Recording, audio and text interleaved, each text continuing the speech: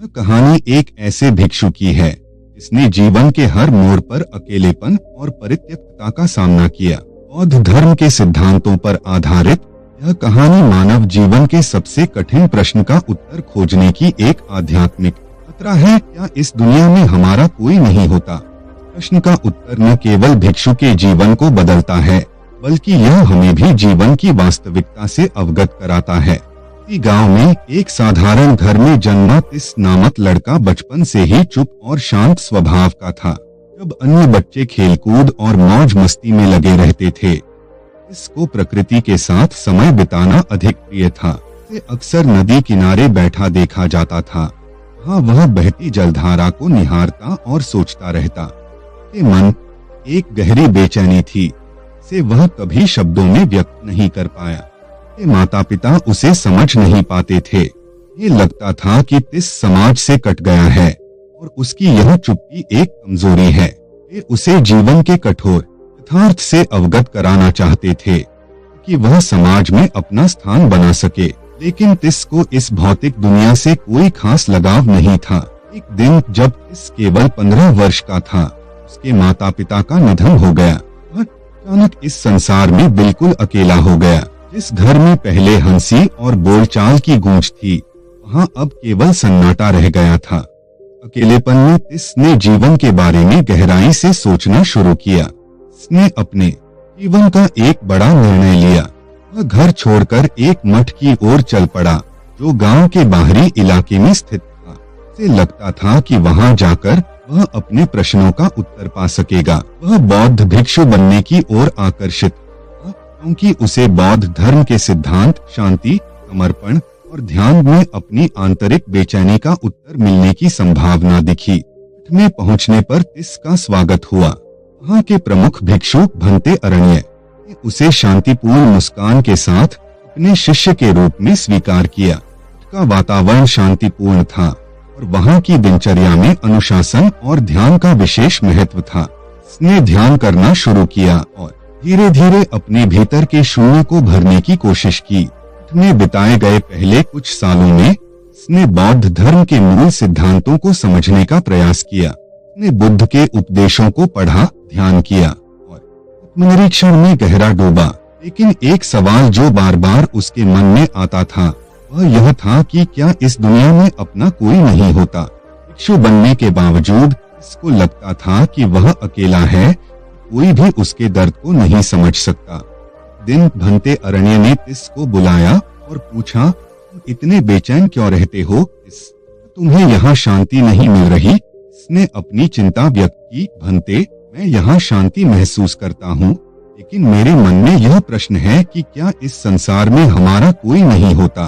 भंते अरण्य मुस्कुराए और बोले, तुम्हारे प्रश्न का उत्तर तुम्हारे भीतर ही है। जब तक तुम अपने आप को समझ नहीं पाओगे, तुम्हें बाहरी दुनिया में कोई नहीं दिखेगा। भीतर की यात्रा शुरू की। उसने ध्यान और आत्मनिरीक्षण के माध्यम से अपने अहंकार और इच्छाओं को समझा। धीरे धीरे उसे यह एहसास होने लगा कि जीवन का सारा संघर्ष और दुख हमारे मन की उत्पत्ति है। हमारी अपेक्षाएं, हमारे संबंध और हमारे दुख सब हमारे मन के ही प्रतिबिंब हैं। भिक्षु जीवन में उसने सीखा कि संसार की हर वस्तु अस्थायी है और इसे पकड़कर रखना ही दुख का कारण बनता है। जब हम किसी से या किसी वस्तु से अपेक्षाएं रखते हैं, तो हम बंधन में जाते हैं और यही बंधन हमें दुख की ओर ले जाता है। बौद्ध धर्म के अनित्य के सिद्धांत ने तिस को यह सिखाया कि संसार में कोई भी स्थायी नहीं है। जीवन का असली सत्य यही है कि यहाँ कुछ भी हमारा नहीं, न रिश्ते, न धन और न ही शरीर। इसने ध्यान और आत्मनिरीक्षण के माध्यम से बौद्ध धर्म के दो महत्वपूर्ण सिद्धांतों, अनित्य सब कुछ अस्थायी है और अनात्म कोई स्थायी आत्मा या व्यक्तित्व नहीं है, गहन अध्ययन किया।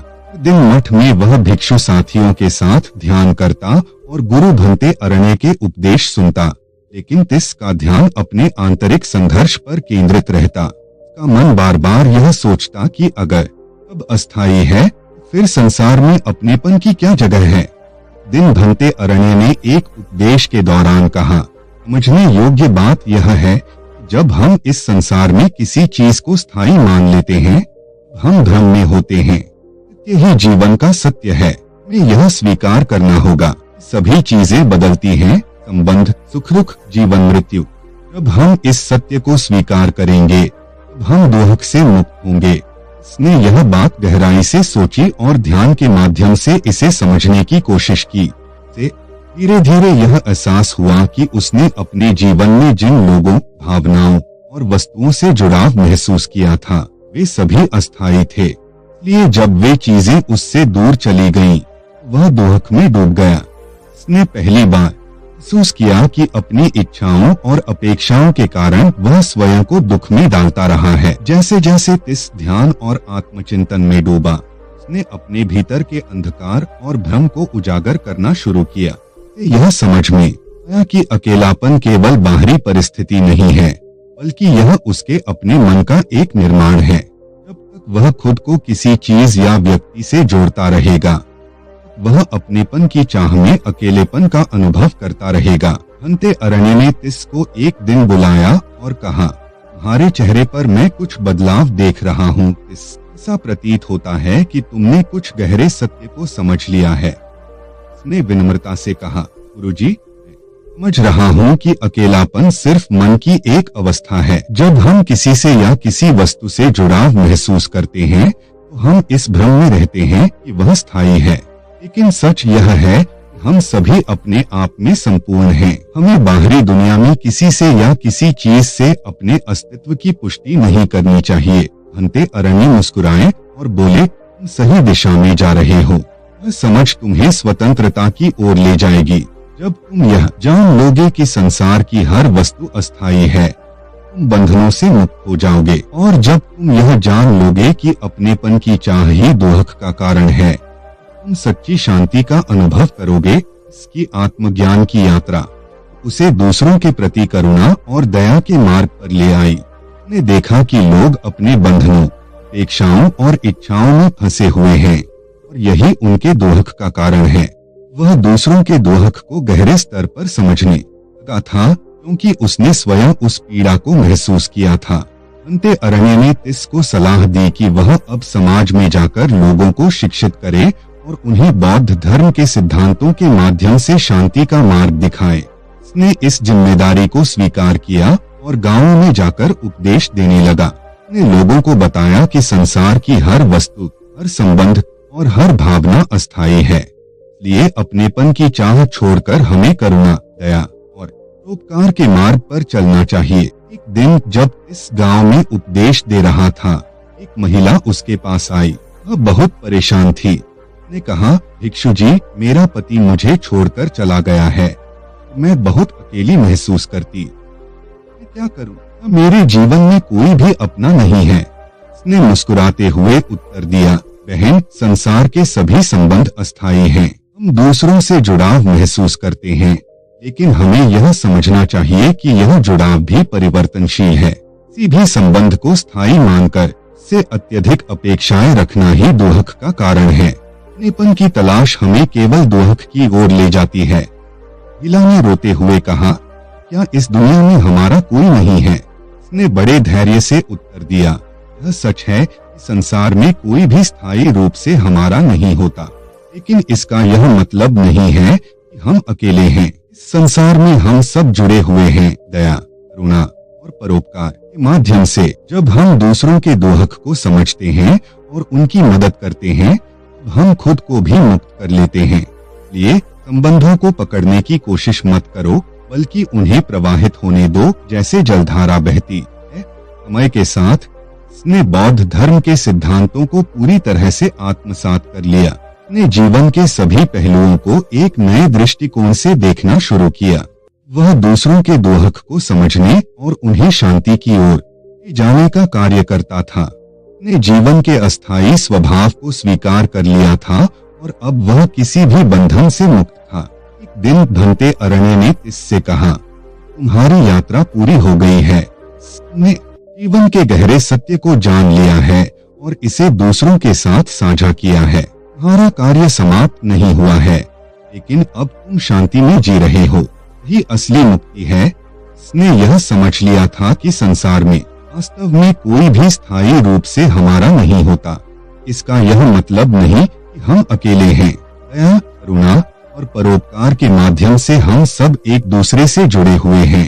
जीवन की अस्थायीता को स्वीकार करना और उसे प्रवाहित होने देना ही सच्ची शांति है। तिस अब जीवन के सत्य को पूरी तरह से जान चुका था। उसने अपने जीवन में अकेलेपन को एक मित्र के रूप में अपनाया जो उसे सत्य की ओर ले गया। उसने यह सीखा कि जीवन का सारा संघर्ष और दुख हमारे अपने मन की उत्पत्ति है।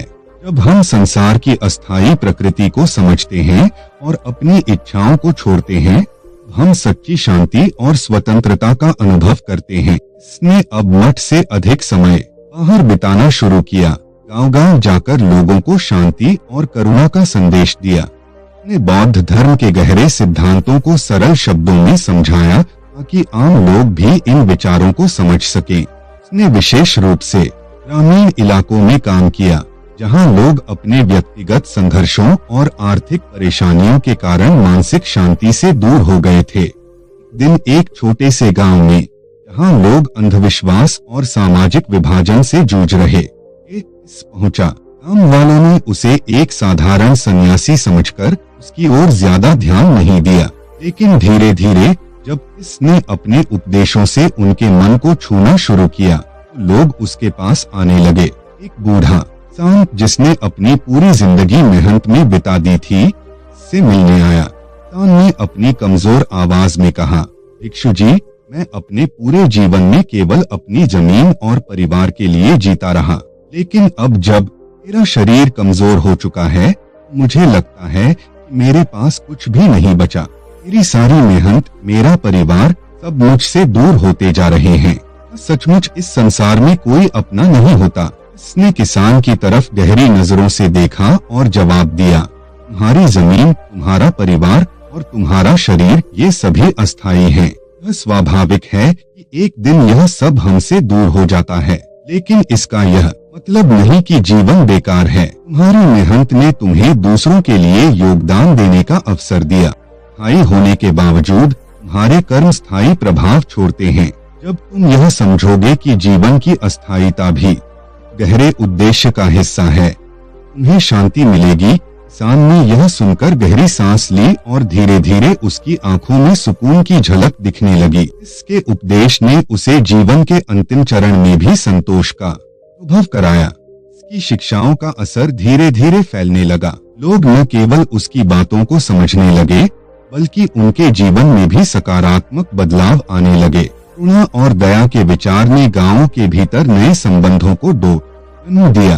लोग अब एक दूसरे के दुख और तकलीफों को समझने लगे और एक दूसरे की मदद के लिए आगे आने लगे। इसकी दृष्टि में करुणा केवल दूसरों की मदद करने का साधन नहीं थी, बल्कि यह स्वयं को मुक्त करने का मार्ग भी था। जब हम दूसरों के लिए करुणा और प्रेम का अनुभव करते हैं, तो हम अपने अहंकार और अकेलेपन से मुक्त हो जाते हैं। इसका यही संदेश था, अपनी करुणा और प्रेम को सीमित मत करो, से सभी जीवों के ये फैलाओ। जब तुम यह समझोगे कि हर प्राणी अपने तरीके से संघर्ष कर रहा है, तुम अपने दुख से भी मुक्त हो जाओगे। अब अपने जीवन के एक ऐसे चरण में पहुंच चुका था जहां उसे अपने जीवन और कर्मों से संतुष्टि मिल रही थी। उसने देखा कि उसकी शिक्षाओं ने बहुत से लोगों को जीवन की अस्थायीता और आत्मनिर्भरता के मार्ग पर लाकर शांति दी है। दिन मठ में वापस आने के बाद इसने भंते अरण्य से कहा, गुरुजी, मैंने लोगों में करुणा का बीज बो दिया है। मैंने देखा है कि वे अब पहले से अधिक शांत और संतुष्ट जीवन जी रहे हैं, परंतु कभी कभी मुझे ऐसा लगता है कि मैं भी इस संसार से अलग नहीं हूँ। मुझे भी अपने आप से जुड़ाव महसूस होता है। भंते अरण्य ने तिस की तरफ देखा और मुस्कुराते हुए कहा, तुम सही कह रहे हो तिस। जो बंधन तुम लोगों के प्रति महसूस करते हो वह भी अस्थायी है। यह करुणा का बंधन है और यह तुम्हें दूसरों की मदद करने के लिए प्रेरित करता है, लेकिन इस करुणा को भी स्वतंत्र होने दो। जब तुम करुणा के साथ समर्पण करोगे, तब तुम सच्चे अर्थों में मुक्त हो जाओगे। इसने सिर झुकाकर गुरुजी के इन शब्दों को आत्मसात किया। वह जान गया था कि उसका कार्य लोगों को ज्ञान देना और उनके जीवन को बेहतर बनाना है, लेकिन अंत में उसे भी इन सब बंधनों से मुक्त होना होगा। इसने अपने अंतिम दिनों में एक युवा शिष्य आनंद को प्रशिक्षित करना शुरू किया। आनंद एक उत्साही और जिज्ञासु युवक था, जिसने तिस की शिक्षाओं को गहराई से आत्मसात किया। इसने उसे अपने अनुभवों और ज्ञान का मार्गदर्शन दिया और उसे जीवन के असली अर्थ को समझाया। आनंद ने तिस से पूछा, गुरुजी, आप कहते हैं कि सब अस्थायी है और इस दुनिया में हमारा कोई नहीं है, लेकिन क्या इसका यह मतलब है कि हमें अपने संबंधों से कोई लगाव नहीं रखना चाहिए? तिस मुस्कुराते हुए जवाब दिया, नहीं, संबंधों से पूरी तरह दूर रहना सही नहीं है, लेकिन उन्हें पकड़ने और उनसे अपेक्षाएं रखने का मोह गलत है। जब हम किसी से लगाव रखते हैं तो हमें यह समझना चाहिए कि वह भी अस्थायी है। असली लगाव वह है जो करुणा और प्रेम से हो, बंधन से नहीं।